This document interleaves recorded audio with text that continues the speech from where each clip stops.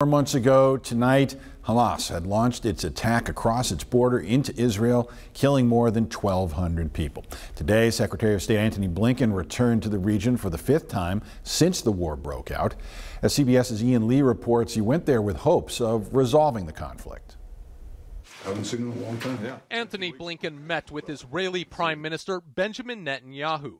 The U.S. Secretary of State is hoping to hammer out a deal that would end the war in Gaza and lead to the release of Israeli hostages. The sheer agony, not knowing the fate of your loved one, it's almost unimaginable. Hamas has laid out a ceasefire plan which would include freeing hostages, but demanded Israel withdraw all troops from Gaza and leave the militant group in power.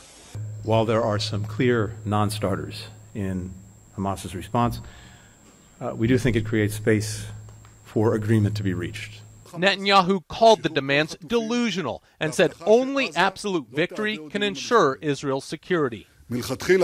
Blinken also held talks with Palestinian President Mahmoud Abbas in the West Bank, where he was greeted by protesters. 4 months of war have roiled the region and left much of Gaza in ruins. Israel says it's planning to expand its ground operations into the packed southern city of Rafah. This Palestinian says the missiles just keep coming.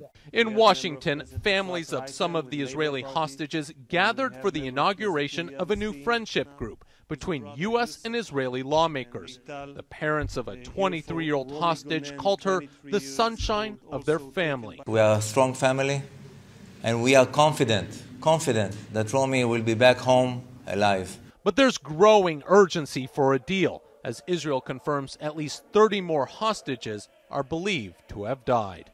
Ian Lee, CBS News, London.